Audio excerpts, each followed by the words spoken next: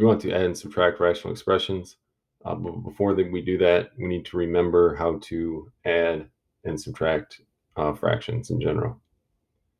So in order to do so, we need to have a common denominator. So here we have 2 divided by 5 plus 6 divided by 7, and we can see that there's two different denominators.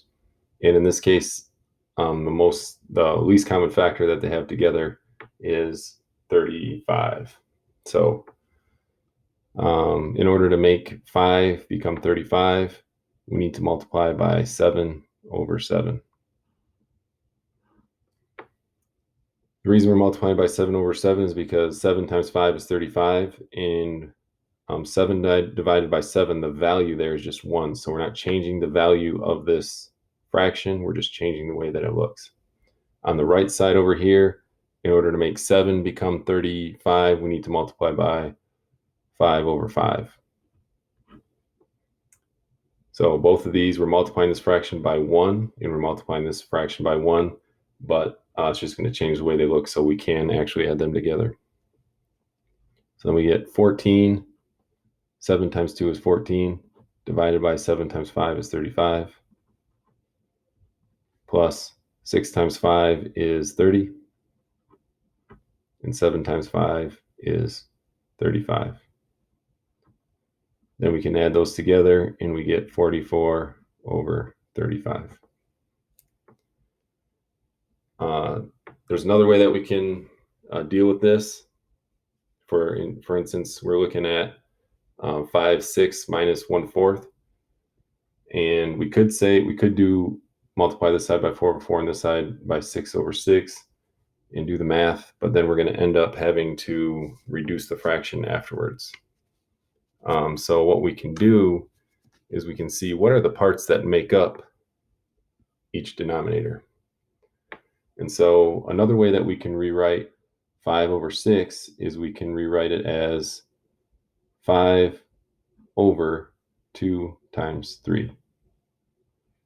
And another way that we can write 1/4 is we can write it as 1 over 2 times 2.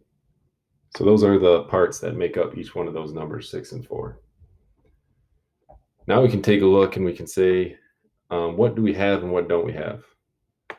So on the left side, we have 1, 2. And on the right side, we have 1, 2. That's in common between both numbers. So we don't have to multiply each side by it.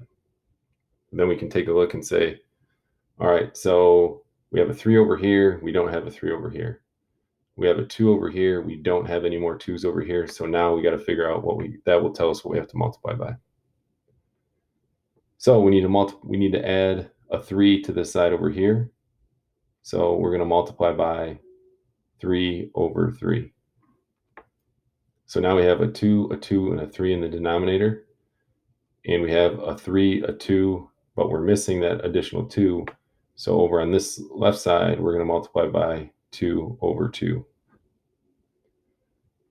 And then once we're able to do that, 2 times 5 is 10. And 2 times 2 is 4, times 3 is 12.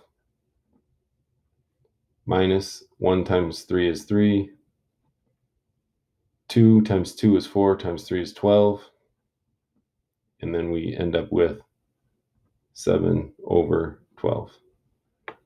We could have done it the same way that we did over here on the left. We could have multiplied by 4 over 4 on this side and 6 over 6 on this side. And we would have gotten 14 over 24, and then we just would have had to reduce our fraction afterwards.